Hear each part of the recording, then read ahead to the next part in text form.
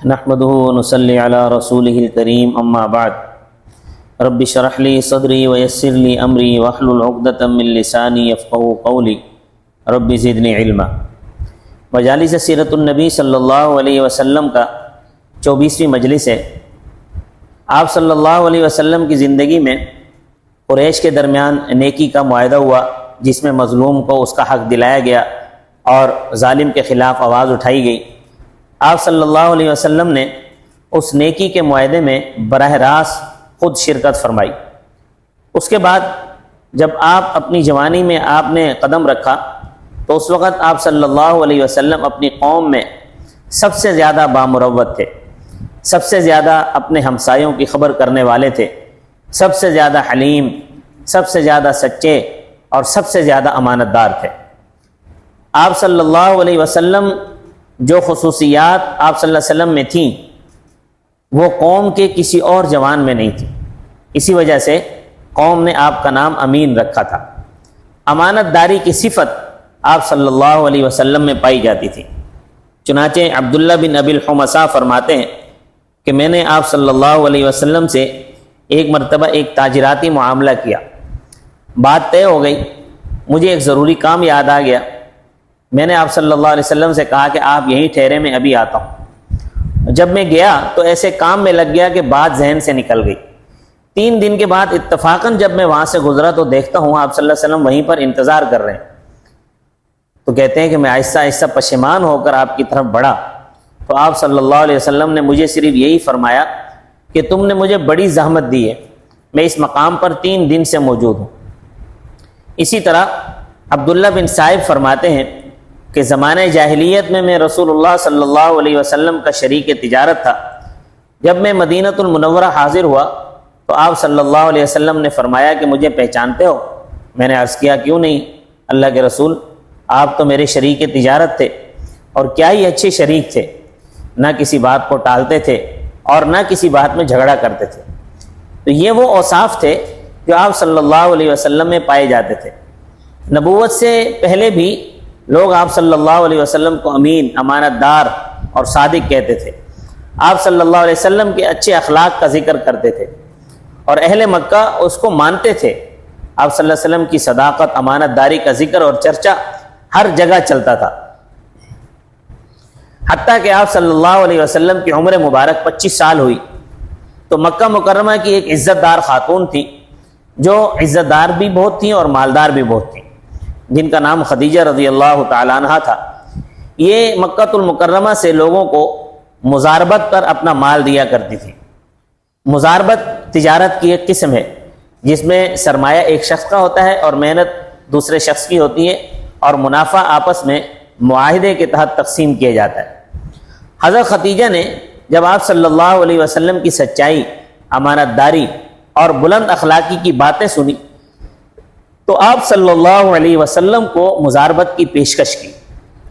تو آپ صلی اللہ علیہ وسلم نے اپنے چچا ابو طالب کی مالی مشکلات کی وجہ سے یہ پیشکش قبول کر لی۔ حضرت خدیجہ نے آپ کو اپنا سرمایہ دیا اور اپنا ایک غلام جس کا نام میسرہ تھا وہ بھی آپ کے ساتھ کر دیا۔ چنانچہ آپ صلی اللہ علیہ وسلم حضرت خدیجہ کا مال لے کر غلام کے ساتھ شام کے سفر کے لیے روانہ ہوئے۔ یہ آپ صلی اللہ علیہ وسلم کا شام کی طرف دوسرا سفر تھا جو آپ صلی اللہ علیہ وسلم نے 25 سال کی عمر میں کیا، اور یہ سفر آپ صلی اللہ علیہ وسلم نے تجارت کے لیے کیا۔ آپ بصرہ پہنچ کر ایک سوکھے درخت کے نیچے سب سے الگ تشریف فرما ہوئے۔ دیکھتے ہی دیکھتے وہ درخت ہرا ہونے لگا۔ اس درخت کے قریب ایک گرجا تھا جس میں ایک راہب تھا جس کا نام نستورہ تھا۔ جب وہ باہر آیا اس نے دیکھا تو اس نے میسرہ سے پوچھا کہ یہ مسافر کون ہے؟ تو میسرہ نے راہب سے کہا کہ یہ حرم کے ہمسائے اور قریش کے ایک تاجر ہیں۔ اس نے کہا کہ میں نے کتب سماویہ میں پڑھا ہے کہ اس درخت کے نیچے سوائے پیغمبر کے اور کوئی آرام نہیں کرے گا، اور اس کے قیام کی برکت سے یہ درخت سبز ہو جائے گا۔ چنانچہ وہ ہو گیا ہے۔ پھر اس نے خود میسرہ سے پوچھا کہ یہ آپ کی آنکھیں کیسی ہیں؟ میسرہ بول پڑا کہ سیاہ ہیں، البتہ سفید حصے میں سرخ ڈور ہیں۔ نستورہ نے کہا بلا شبہ جس میں یہ علامتیں ہوں وہی آخری نبی ہونے والا ہے۔ تو کہنے لگا ہوا آخر الانبیاء، یہی آخری نبی ہے، نبیوں میں سب سے آخری آنے والے نبی۔ نصورہ نے کہا یہ علامتیں ہوں، بلا شبہ وہ آخری نبی ہیں۔ اس کے بعد آپ صلی اللہ علیہ وسلم تجارت میں لگ گئے۔ اتنے میں ایک شخص آیا اور آپ صلی اللہ علیہ وسلم سے جھگڑنے لگا، اور اس نے لات اور عزا کی قسم کھانے کو کہا۔ آپ صلی اللہ علیہ وسلم نے فرمایا کہ ان کی قسم کھانا تو بڑی بات ہے، میں ان کے سامنے گزرتا ہوں تو منہ موڑ لیتا ہوں۔ یہ کہہ کر آپ صلی اللہ علیہ وسلم وہاں سے چلے گئے، اور وہاں موجود میسرہ نے اسے کہتے سنا، اس راہب کو، کہ اس شخص میں تو پیغمبرانہ صفات ہیں۔ یہ سن کر میسرہ کو آپ صلی اللہ علیہ وسلم میں دلچسپی اور زیادہ بڑھ گئی، اور یہ بھی دیکھا کہ دھوپ جب تیز ہو گئی تو دو فرشتے آپ صلی اللہ علیہ وسلم پر سایہ کیے ہوئے۔ میسرہ نے اس سفر میں یہ سارے مناظر، معجزات اور برکات دیکھی اور ذہن نشین کر لی۔ چنانچہ آپ صلی اللہ علیہ وسلم نے بصرہ میں جو تجارت کی، اس سے جو نفع ہوا وہ اتنا تھا کہ جو عام تاجر کو جو نفع ملتا تھا اس سے دگنا ہوا۔ تو اس قدر نفع دیکھ کر میسرہ بے اختیار بول پڑا کہ اے محمد، ہم تو مدت سے خدیجہ کے مال کی تجارت کر رہے ہیں، لیکن ہمیں کبھی اتنا نفع نہیں ہوا جو اس دفعہ آپ کی تشریف آوری کی وجہ سے ہوا ہے۔ آپ صلی اللہ علیہ وسلم کی یہ کامیابی یقیناً آپ صلی اللہ علیہ وسلم کی برکات، آپ کی سچائی، آپ کی امانت داری اور آپ کی معاملہ فہمی کا نتیجہ تھا۔ آپ صلی اللہ علیہ وسلم نے اس موقع پر ایک دانہ اور دور اندیش ہونے کا ثبوت دیا۔ آپ صلی اللہ علیہ وسلم نے لگے ہاتھوں وہ ضروری سامان بھی خرید لیا جس کی مکہ المکرمہ میں مانگ تھی۔ جب وہاں پہنچے تو حضرت خدیجہ نے وہاں فروخت کیا، جس پر بہت نفع ملا۔ اسی طرح جب آپ صلی اللہ علیہ وسلم شام کے سفر سے واپس ہوئے، حضرت خدیجہ کے گھر جانے لگے تو دوپہر کا وقت تھا۔ اس وقت یہ منظر دیکھا کہ آپ صلی اللہ علیہ وسلم آ رہے ہیں تو سائبان آپ پر سایہ کیے ہوئے ہیں۔ یہ منظر حضرت خدیجہ نے بھی دیکھا، اور حضرت خدیجہ نے اپنے غلام میسرہ کی زبانی وہ سارے معجزات اور آپ کی برکات سنی۔ حضرت خدیجہ نے یہ ساری باتیں ورقہ بن نوفل کو بتائیں جو آپ کے چچا زاد تھے۔ ورقہ بن نوفل نے آپ صلی اللہ علیہ وسلم پر جو یہ سارے واقعات، جو نصورہ راہب کے ساتھ معاملہ اور یہ سارے آپ کے برکات جو میسرہ نے بتلائے، آپ کا آنا، درخت کا سبز ہونا، آپ کے لیے بادل کا سایہ کرنا، یہ سب باتیں سن کر ورقہ بن نوفل بول پڑے کہ خدیجہ، جو کچھ تم بیان کر رہی ہو اگر یہ سچ ہے تو یقیناً محمد اس امت کے نبی ہیں۔ میں پہلے ہی جانتا تھا کہ اس امت میں ایک نبی آنے والا ہے جس کا مجھے انتظار ہے، اور یہ اس کی بعثت کا زمانہ ہے۔ تو آپ کی بعثت کی نشانیاں ورقہ بن نوفل نے بھی بتلائیں۔ شام کے سفر سے آپ صلی اللہ علیہ وسلم کے ہمیں کچھ اسباق حاصل ہوئے۔ پہلا سبق یہ کہ کام کی بہتری کے لیے تجربہ کار اور ماہر لوگوں کے تجربوں سے استفادے کے مواقع تلاش کر کے اپنے کام کی بہتری کے حوالے سے ان تجربوں کی روشنی میں اپنا لائے عمل بنانا چاہیے۔ نمبر 2، ہر مسلمان کو عموماً اور ایک داعی کو خصوصاً صدق اور امانت کی صفت سے متصف ہونا چاہیے تاکہ اس کی دعوت میں اثر پیدا ہو۔ حدیث میں آتا ہے کہ مومن کے اندر ہر برائی ہو سکتی ہے سوائے جھوٹ اور خیانت کے۔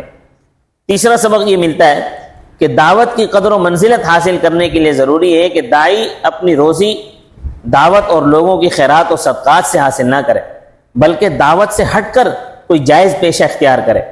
جیسے اللہ کے مختلف انبیاء کے معاش کا تذکرہ قرآن میں موجود ہے۔ حضرت داؤد علیہ السلام زرہ سازی کی صنعت کر کے معاش کا انتظام کرتے تھے۔ نوح علیہ السلام کشتی بنا کر اپنی معاشی ضروریات کو پورا کرتے تھے۔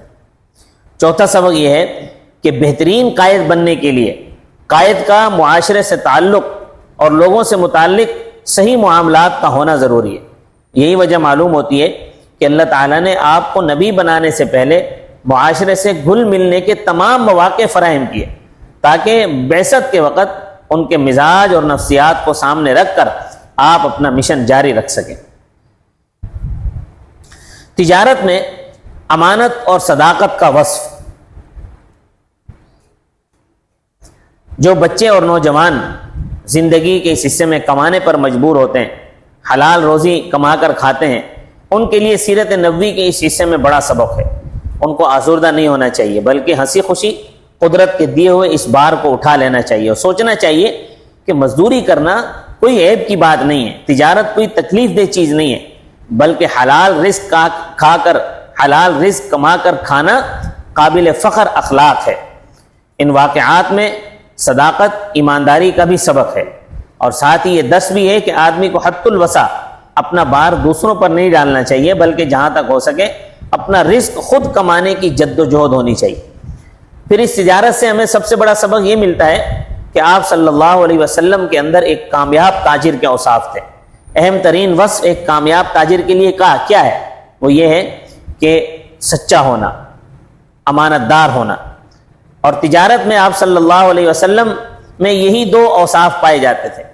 انہی دو اوصاف کی برکت کی وجہ سے اللہ تعالیٰ نے برکت کے دروازے کھول دیے، خیریں کھول دی۔ چنانچہ تجارت ایک بہترین ذریعہ معاش ہے۔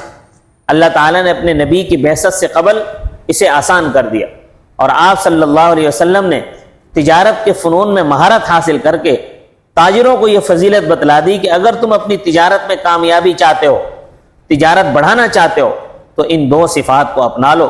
پہلی صفت امانت اور دوسری صفت صداقت۔ نبی کریم صلی اللہ علیہ وسلم نے فرمایا التاجر الصدوق الامین مع النبیین والصدیقین والشہداء والصالحین، کہ امانت دار تاجر، صادق سچ بولنے والا تاجر قیامت کے دن انبیاء، شہداء اور صالحین کے ساتھ ہوگا۔ تو روزی کے حصول کے لیے باوقار پیشے کا اختیار کرنا مسلمانوں کے فرائض میں سے۔ ایسا شخص جو خود تاجر ہو وہ دوسروں کے حکم کا پابند نہیں ہوتا، نہ کسی کا ماتحت ہوتا ہے، بلکہ لوگ سب اس کے محتاج ہوتے ہیں۔ لہذا تجارت کی کامیابی کا وصف امانت داری اور سچائی ہے، جو ہمیں اپنانا چاہیے، جو ہمیں نبی صلی اللہ علیہ وسلم کی تعلیمات سے ملتا ہے۔ ہمارے نبی صلی اللہ علیہ وسلم میں یہ وصف نبوت سے پہلے بھی پایا جاتا تھا، اور یہ اوصاف مشرکین مکہ نے آپ صلی اللہ علیہ وسلم کو عطا کیے تھے۔ جب آپ صلی اللہ علیہ وسلم حجر اسود رکھ رہے تھے تو سب نے کہا ھذا الامین، یہ تو امانت دار ہے۔ تجارت میں بھی آپ کی امانت داری کا مظاہرہ سب نے دیکھا۔ آپ کو صادق بھی کہتے تھے، صادق اور امین یہ رسول اللہ کے وہ وصف ہیں جو نبوت سے قبل آپ کو مشرکین سے ملے، اور اسی پر انسان کی کامیابی کا دار و مدار ہے۔ ہمیں بھی چاہیے کہ اگر ہم اپنی زندگی اور تجارت میں کامیابی چاہتے ہیں تو یہ اوصاف اپنائیں۔ اللہ تعالی ہمیں یہ صفات اپنانے کی اور اپنے نبی کی سیرت اپنانے کی اور پھیلانے کی توفیق عطا فرمائے۔ وما علینا الا البلاغ المبین۔